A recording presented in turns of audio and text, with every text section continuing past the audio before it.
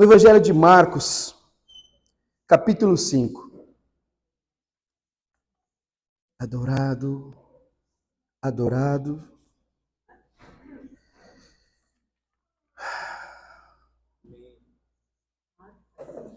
Marcos 5, nós vamos ler do 1 ao 20.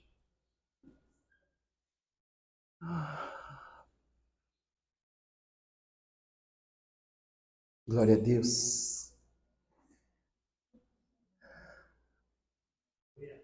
Amém. Atravessaram o lago e foram para a região dos Gesarenos. Assim que Jesus desembarcou, um homem com um espírito imundo veio dos sepulcros ao seu encontro. Esse homem vivia nos sepulcros e ninguém conseguia prendê-lo, nem mesmo concorrentes. Pois muitas vezes que haviam sido acorrentados, pés e mãos, mas ele arrebentara as correntes e quebrara os ferros dos seus pés. Ninguém era suficientemente forte para dominá-lo. Noite e dia, ele andava gritando e cortando-se com pedras entre os sepulcros e nas colinas. Quando de longe viu Jesus, correndo e prostrou-se diante dele, gritando em alta voz: "Que queres comigo, Jesus, filho de Deus Altíssimo?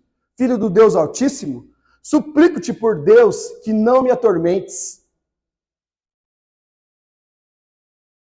Disse isso porque Jesus lhe havia dito: "Espírito imundo, saia deste homem." Então Jesus lhe perguntou: "Qual é o seu nome?" "O meu nome é Legião", respondeu, "porque são muitos." E implorava Jesus com insistência que não os mandasse sair daquela região.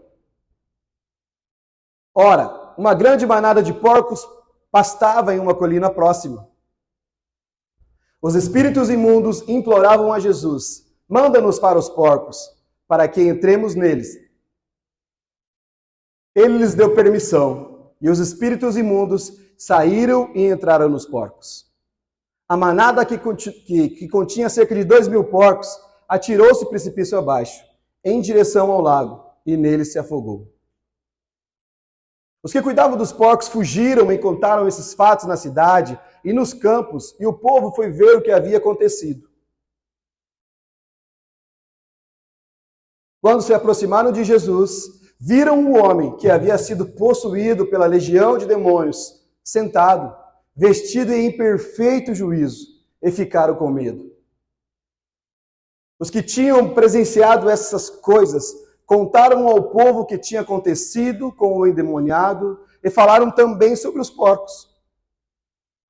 Então, o povo começou a suplicar a Jesus que saísse do território deles. Assim que Jesus entrou no barco, o homem que havia estado endemoniado suplicou-lhe que o deixasse ir com ele. Jesus não o permitiu.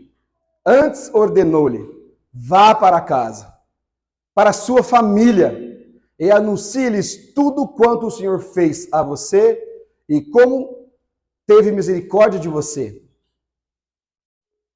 Então, aquele homem foi e começou a anunciar em Decápolis quanto Jesus tinha feito por ele. E todos ficavam admirados. Então, gente, demorou um pouco a leitura, né? São 20 versículos, mas que é para a gente entender um pouquinho dessa narrativa, um pouquinho desse relato. Onde Deus ministrou o meu coração foi em janeiro que Deus tinha me falado acerca dessa passagem.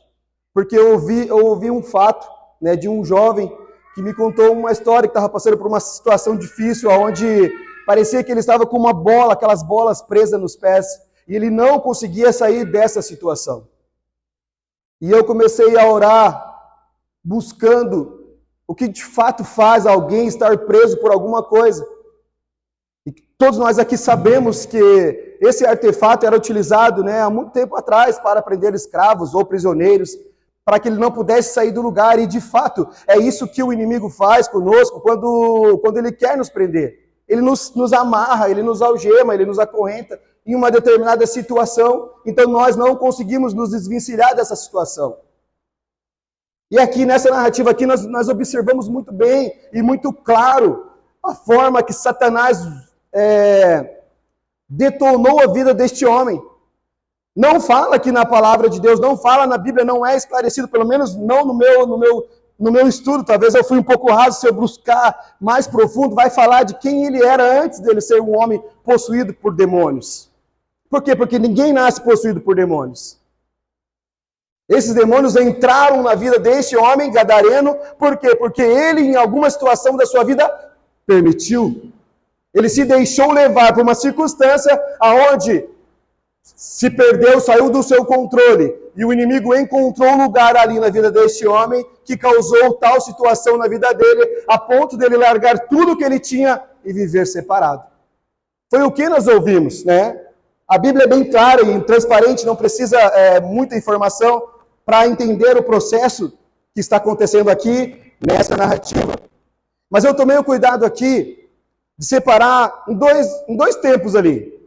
Né? Primeiro eu queria falar para vocês um pouco da vida deste homem gadareno.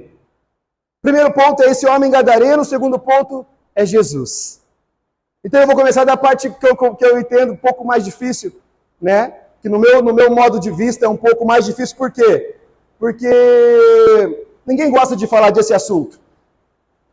Ninguém gosta de falar de demônios, ninguém gosta de falar de espírito das trevas, ninguém gosta de falar do espírito malignos, mas que infelizmente tem tomado o seu lugar sorrateiramente dentro das nossas casas muitas vezes. E nós não sabemos o que fazer. Talvez aqui o pessoal um pouco mais de idade, né, igual a eu, vai lembrar, né, que nas grandes cruzadas, nos grandes encontros, haviam muitas manifestações. Não haviam? Renato, Jorginho? O pessoal mais de idade já sabe, né? As manifestações ouviam, os demônios saíam correndo pela porta fora.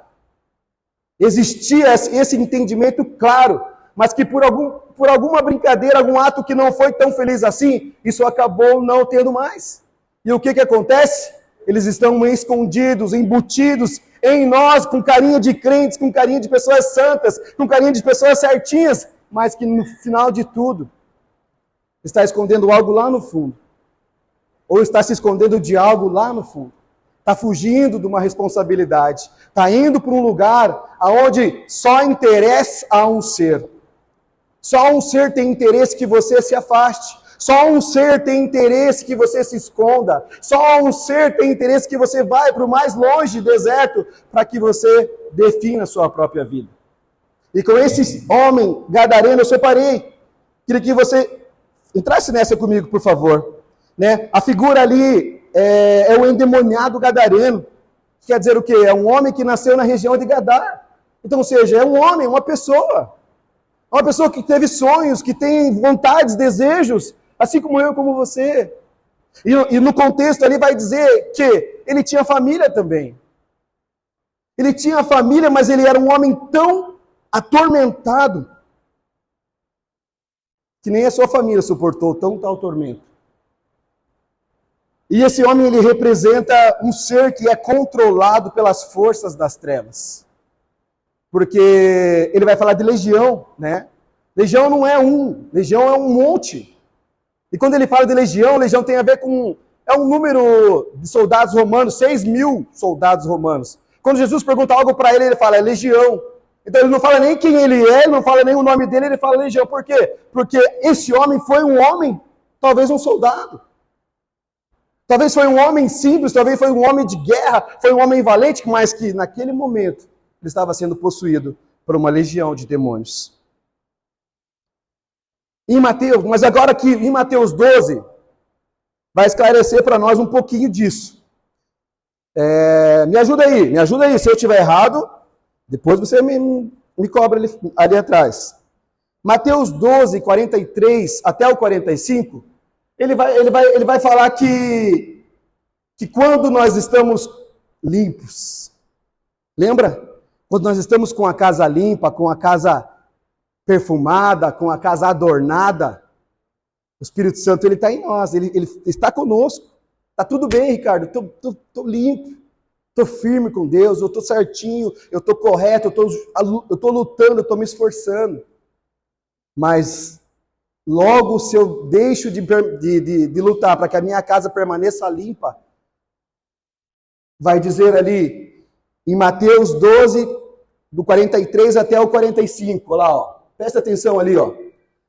Quando um espírito imundo sai de um homem, passa por lugares áridos, procurando descanso, quando não o encontra, diz, voltarei para a casa de onde saí. Ao chegar, encontra a casa desocupada, varrida e em ordem. Então vai atrás consigo outros 7 espíritos do que ele. E entrando, passam a viver ali, tornando o estado final daquele homem pior do que o primeiro. Assim acontecerá a esta geração perversa. Então aqui ele dá, a gente pode utilizar esse texto também para clarear para nós esse texto do Gadareno. Por quê? Porque ele fala que quando a casa está limpa, está tudo certo. Mas de repente nós damos uma vaciladinha, nós damos uma derrapada, e aí nós permitimos que ele entre. Opa, ele entrou e viu, opa, está tudo certo, vou sair, e volta com 7 vezes mais.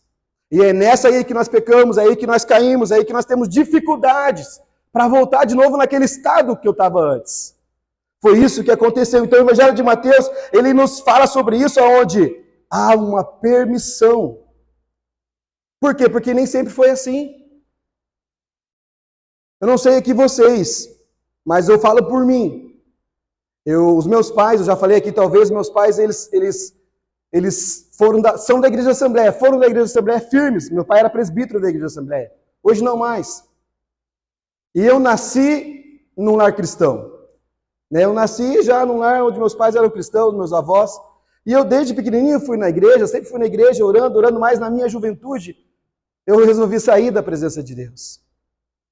Sabe, eu cansei daquele redondinho de ficar no culto todo domingo e não sentia nada, só ia porque meu pai queria que eu fosse, só ia por obrigação, só fazia aquilo porque era bonito, porque era interessante, mas no fundo eu não estava tendo valor para mim. Então eu peguei e saí da presença de Deus. E foi aí que eu fui por morro abaixo. Foi aí que eu me envolvi com coisas que são desagradáveis aos olhos de Deus. Aos olhos da humanidade, da sociedade também. Foi aí que eu me envolvi com coisas que não agradam o coração de Deus. Nem o coração do meu pai, nem o coração da minha mãe. Não agradam nada e não agregavam nada na minha vida espiritual.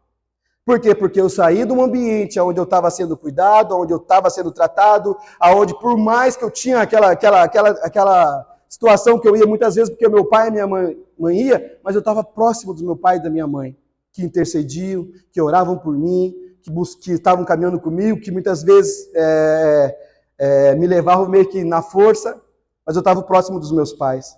E daí quando eu tomei uma certa dependência, eu fui tentar caminhar sozinho e descobrir as coisas dessa vida, e foi muito difícil voltar.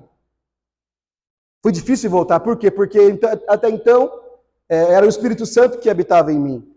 E eu, na minha ousadia, na minha ambição, eu sou inteligente, eu sei o que eu estou fazendo, eu me afastei, porque o Espírito Santo não sai de nós. Mas nós deixamos dele, se afastamos dele. Por quê? Porque aquilo lá é mais agradável do que estar na presença de Deus. As coisas do mundo são mais agradáveis do que estar na presença do Senhor, buscando Ele todos os dias, tendo uma rotina, uma vida com Cristo. Tendo um estilo de vida baseado nos princípios de Deus, naquilo que o céu tem determinado para as nossas vidas. Então eu acabei indo para esse lado, por quê? Eu permiti. Chega um determinado momento, na vida deste homem aqui, gente, do gadareno, endemoniado, ele se afastou de tudo. Ele se afastou de tudo. Aonde Jesus onde Jesus simbolizava a libertação do pecado, ele tinha a possessão demoníaca. Então, ou seja, ele se afastou de tudo para viver isolado de tudo. Ou seja, ele abriu mão. Ele não queria saber mais de nada e nem de ninguém. Por quê? Porque ao se aproximar das pessoas, ele fazia mal para as pessoas. As pessoas queriam segurar ele machucava as pessoas. As pessoas iam falar com ele se revoltava, mas não era ele, eram demônios que usavam do nosso corpo tão debilitado, tão limitado, e fazia o que ele queria com este homem. Mas vamos dar continuidade aqui no processo. Chega um momento que nem mesmo a intercessão, nem mesmo o grupo de oração, nem mesmo o clamor, por mais de planto que seja, consegue mudar tal situação. Quando você e eu, quando outras pessoas não querem de fato mudar as suas atitudes e o seu comportamento. Esse é o fator principal na vida de alguém que está sendo atormentado, que está sendo possuído, que necessita de fato da presença do Senhor para mudar a vida dela de uma vez por todas. Então, precisa de que o Senhor venha e intervenha nessa questão. Lemos ali que o gadareno, o demoniado gadareno, ele dormia, nas sepulturas. Ele vivia nas tumbas, ele vivia nos sepulcros. Sepulcro, tumbas. Quer dizer o quê? Cemitério, quer dizer, tem a ver com o quê? Morte. Então, ele já estava decretando a sua morte. Só que o demônio é tão sujo, gente, que ele não tem coragem de permitir que nós tiramos a nossa própria vida. Por quê? Porque ele quer usar e abusar da gente o tempo todo. E não só usar e abusar da gente individualmente, mas ele também acomete a nossa família. Faz com que nós abramos porta para os nossos filhos, porta para os nossos sobrinhos, primos, e acaba devastando toda a nossa família. Essa é a armadilha de Satanás. Essa é a armadilha dos demônios. E eu digo para você, eu já falei isso aqui, eu fui militar, quem é militar aqui sabe que a maior arma de guerra não é você matar o inimigo, de fazer ele estribuchar, mas é você dar um tiro na perna dele. Por quê? Porque vai precisar de mais 2 soldados para carregar ele, ou seja, numa pancada só eu tirei 3 soldados da jogada. Se o Satanás mina minhas forças, eu como pai, automaticamente eu abro uma porta gigantesca para o meu filho, eu abro uma porta gigantesca para minha filha, eu abro uma porta gigantesca para que o diabo entre e destrua a minha casa, destrua meu relacionamento, destrua minhas finanças, destrua os meus projetos, destrua os meus sonhos. Precisamos abrir os nossos olhos em relação a isso. Ambiente de morte não é ambiente onde nós podemos colocar os nossos pés. Porque nós temos que declarar que o Senhor Jesus já venceu a morte. É disso que nós temos que tomar posse. É disso que nós temos que declarar. Não podemos baixar a nossa guarda. Não podemos ficar quietinhos. Então esse homem, ele sai do seu ambiente e vai viver em outros lugares. Se entregando, como diz assim, não tem mais o que fazer. Tudo o que precisava ser feito já foi. Já veio o pastor Jorge, já veio o pastor Renato, já veio o apóstolo, já veio o ancião, já veio, todo mundo já veio, já impuseram as mãos, já oraram, eu não tenho jeito mais. Essa era a vida deste homem. Então o que eu vou fazer? Eu vou me afastar de tudo. Eu vou me isolar de tudo. Paciência eu já não tenho mais. A ansiedade tomou conta de mim, veio aquele mal veio e cada vez mais limitando as minhas forças, limitando as minhas ações. E o inimigo tripudiando, sorrindo, feliz, alegre, tomando forma, tomando conta, fazendo da minha casa um circo. Precisamos, de uma vez por todas, entender em qual lugar, em qual ambiente eu estou vivendo. Em qual ambiente eu estou vivendo? Gadareno, ele vivia nos sepulcros. Você vai pesquisar lá, você vai ver que os sepulcros eram grandes, eram fundos, e as pessoas tinham espaço para... cabia uma pessoa deitada lá dentro. Então ele dormia lá dentro. Ou seja, num estado já de morte. Completamente com o corpo cheio de ferida, dilacerado, porque a Bíblia também diz que ele cortava o seu corpo com cacos de telha. O demônio é isso, gente. Satanás é isso que ele faz com as pessoas. Ele destrói. Mas, muitas vezes, trazendo para os nossos dias, qual é a forma que nós estamos vivendo? Nós sabemos o final da história do gadareno. Isso é bom, né? Mas e nós? Como que nós estamos vivendo? Será que nós estamos amarrados? Acorrentados? Será que se passa pela nossa cabeça pensamentos de morte? Aconteceu comigo também. Eu tive uma crise de depressão muito forte, uns 2 anos atrás, quando eu estava chegando aqui na igreja. E onde eu trabalhava era uma sala de produção de mangueiras, assim, ela era pequenininha, né? E eu não dormia, eu não estava dormindo mais. E eu ia trabalhar, porque eu tinha essa responsabilidade, né? Eu não consigo dormir, mas eu tenho que trabalhar, porque eu tenho que trazer o alimento para casa. E a minha vontade era de largar tudo, aquela sala de mangueira ali, pegar a BR e sumir no mapa. Assim, eu não queria mais dar satisfação, nem esquecer de tudo. Tamanha era o sofrimento daquela situação que eu estava vivendo.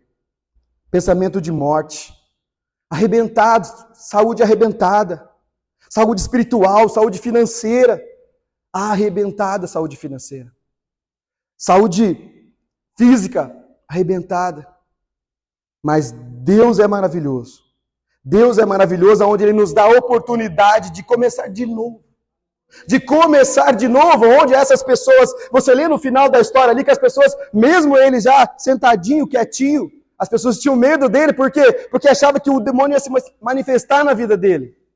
Então, ou seja, mas Deus ele é especialista nisso. Jesus é especialista nisso, ele nos faz começar de novo. Ele nos permite começar de novo, e de uma forma nova, e de uma vida nova, e de uma roupa nova, e de um vinho novo que Ele coloca em nós. Jesus é especialista nisso. Satanás não, gente. Não negocie com Satanás. Não negocie com o bandido. Não negocie, porque a obra dele é uma só. É te destruir e destruir os seus. Aleluia.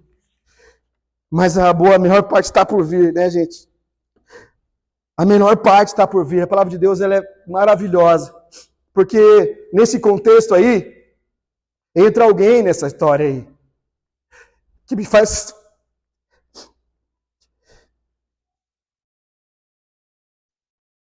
que me faz acreditar. Que me faz valer a pena. Que me faz permanecer. Que me perdoa. Que me faz se arrepender, que me faz liberar o perdão. E esse alguém é Jesus. E a figura dele aqui, o papel dele aqui, ele é o Senhor, ele é o Salvador, ele é o Libertador. Não existe outro a não ser ele. Nós cantamos aqui, exaltado, exaltado. Esse é o Jesus. E ele não vai mudar. Ele continua sendo o mesmo, sempre foi e sempre será, como o Edmilson falou. E ele representa aqui, nesse contexto, nova vida, libertação, cura e transformação. Como eu sei disso, Ricardo? Porque João 3,16 também vai falar sobre isso.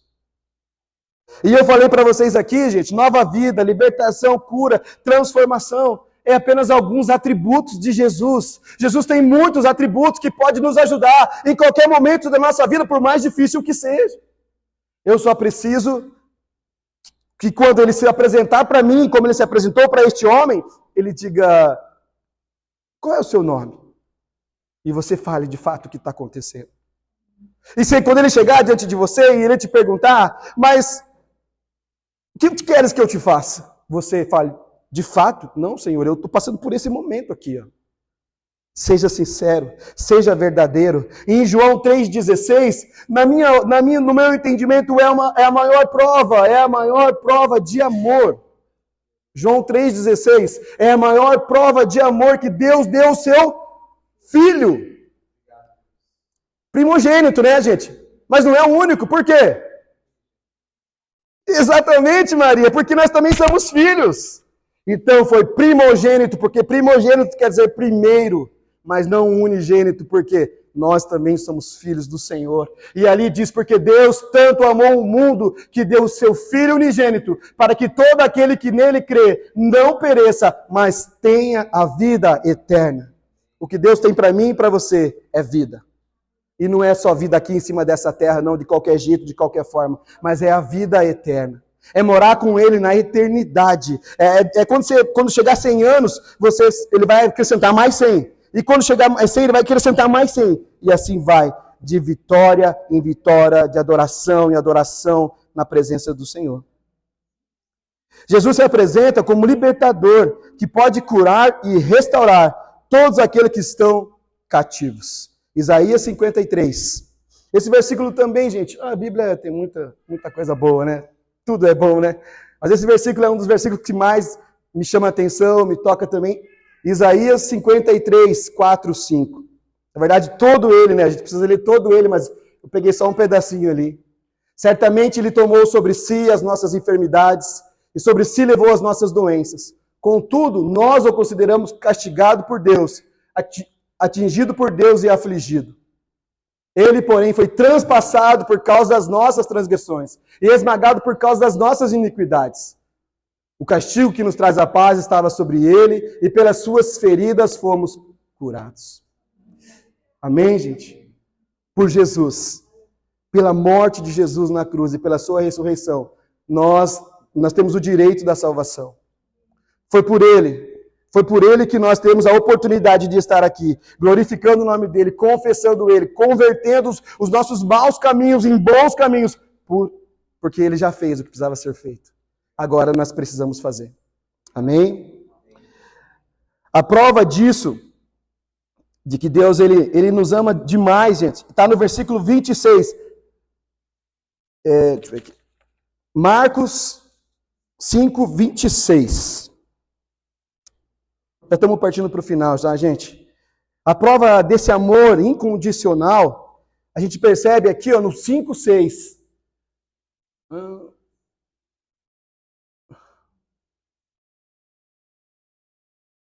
Pode passar. 5, 26. Não, desculpa. Eu estou fazendo coisa errada. No 5... Ixi, agora deu. É no 1. 5, 1. Mas aí, gente, atravessaram o lago e foram para a região dos Gerazenos. Algum vai dizer Gadarenos, alguns vão dizer embarcaram. Mas a palavra-chave desse texto, gente, atravessaram. Quer dizer o quê? Vamos ver se alguém pegou a charada aí. Jesus estava do outro lado do lago. O Gadareno estava aqui, ó, o demônio. Jesus estava aqui com seus discípulos. E Jesus resolveu atravessar o outro lado para encontrar uma pessoa lá. Tem a ver com a parábola das 100 ovelhas ou não? Jesus deixa todo mundo lá e vem salvar uma só. Você está entendendo, gente? Você está entendendo o que Jesus faz por você? O que Jesus faz por mim? O que Jesus faz por nós? Ele atravessa, gente, o mar. Você já atravessou o mar? Você já andou de barco para você ver como que é terrível andar de barco? Ou de avião, você já ficou 12 horas em cima do mar, você olha para baixo, você vê só azul na tua frente. Você acha que vai acabar o mundo em qualquer momento. Jesus, ele decide, vamos atravessar. Ele não perguntou para ninguém, ele falou, vamos atravessar. Porque existe o Ricardo, ele está lá do outro lado, ele precisa de mim. Porque o Ricardo está sendo atormentado, porque o Ricardo está sendo ferido, porque o Ricardo está sendo apedrejado, porque o Ricardo, ele precisa de mim. E quando Jesus chega do outro lado, o endemoniado cai ajoelhado na presença de Jesus. Por quê? Porque não é qualquer um que foi. Foi Jesus. Foi Jesus. E foi Jesus que pagou o preço por mim e por você. Ninguém usou coroa. Só Jesus usou coroa. Ninguém usou cravos nas mãos. Só Jesus usou cravos nas mãos. Só Jesus usou cravo nos pés. Por quê? Porque ele fez e faz por amor. Por amor a mim, por amor a você. Ele nos ama muito mais do que nós imaginamos, gente. Jesus nos ama muito mais do que nós imaginamos. E quando Jesus se apresenta para este homem, nem os demônios se levantam. Porque Jesus é demais. E quando Jesus chega na presença, esse homem chega na presença de Jesus, o demônio tenta se levantar. Mas Jesus fala, sai. E nessa ocasião, ele manda os demônios que estavam numa manada de porcos. E os porcos se atiram desfiladeira abaixo. Essa é a história de alguém que te ama. Essa é a história de alguém que restaura a sua vida. E no final da história, se nós lermos a história, você vai ver que Jesus mudou a vida daquele endemoniado. Não era mais endemoniado. Agora era um homem sarado por Deus. É um homem curado por Deus, assim como Deus fez comigo, assim como Deus faz com você. Nós somos sarados, nós somos revestidos, nós somos limpos, nós somos homens, nós somos a obra do Senhor. Nós somos vasos na mão dos cão gadareno. Então o demônio armou uma presepada. Não, você vai ser assim, você vai viver a vida inteira assim, você vai morar aqui assim, você vai usar corrente nos seus pés, você vai usar isso assim, assim, assado. Mas Jesus fala, não, ele não vai usar nada disso, não. Eu vou colocar um par de sapato nos pés dele. Eu vou colocar uma aliança nos seus dedos. E ele vai se sentar ao meu lado lá para juntos nós glorificarmos ao Pai. É isso que Jesus faz conosco. Ele restaurou a vida desse gadareno. O que ele restaurou, gente? Vamos lá. Eu vou começar aqui, você vai me ajudar aí. A autoestima. Por quê? Esse homem andava nu, com o seu corpo todo cortado. Esse homem andava com a sua barba, provavelmente com a sua barba grande, com o seu cabelo grande. Esse homem andava com as suas unhas grandes. Esse homem andava todo sujo, fedido. O que mais, gente? O Senhor restaurou o que nesse homem? Vestes novas. O Senhor não deu somente vestes físicas para ele, mas o Senhor deu um novo comportamento. O Senhor deu uma nova atitude. O Senhor deu um novo caminho para ele andar. O que mais, gente? Uma nova identidade, Maria. Isso. O Senhor mudou o nome, gente. Era um endemoniado gadareno. Agora não é mais, não. Agora é aquele cara que foi curado pelo Senhor. Agora aquele cara que foi sarado não é mais endemoniado, não será mais endemoniado. Pelo contrário, ele vai sair do lugar onde ele estava e ele vai converter o coração dos outros a Cristo. Ele vai fazer o Senhor conhecido e ele vai revelar o Senhor a outras pessoas. Essa foi a restauração que Jesus fez na vida daquele homem. Ele vai proclamar a minha verdade. O que é proclamar, gente? O que é ser proclamador da República? O que é? É representar, não é? É representar alguém. Quem que nós representamos? Quem que nós representamos? Exatamente. Nós representamos a Cristo. E para terminar aqui, versículo 5:39. Isaac, por favor. Para nós fechar aqui, gente.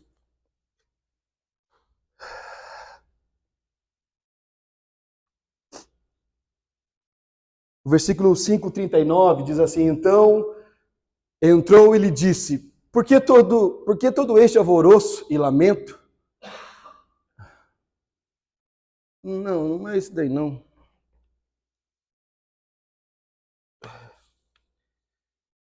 Versículo Marcos 5:39. Veja aí para mim, por favor.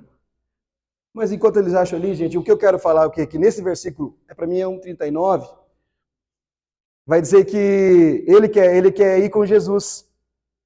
Quem me acompanhou no final ali, ele vai falar, Jesus, eu posso ir com você? Porque Jesus não estava sozinho, né? Jesus estava com os seus discípulos. Então ele viu, Jesus me curou, né? Então eu vou junto com ele, porque eu vou andar sempre com ele, eu não vou mais passar pela situação que eu passei antes. Mas Jesus fala, não. Isso, aí ó. Nossa, 39, gente, qual a Bíblia que eu li, né?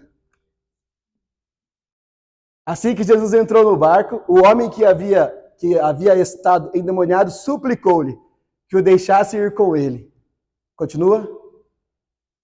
Jesus não o permitiu. Não. Antes ordenou-lhe, vá para casa, para a sua família, e anuncie-lhes tudo quanto o Senhor fez a você e como teve misericórdia de você. Aí, gente, essa é a charada, gente. Não podemos abandonar, não podemos deixar a nossa família. Temos que carregar, temos que anunciar, temos que falar, temos que fazer o que for preciso. Ah, Jesus, mas se eu não vou com você? Não te mandei eu? Seja forte e corajoso. Amém? Se coloque de pé, por favor, igreja.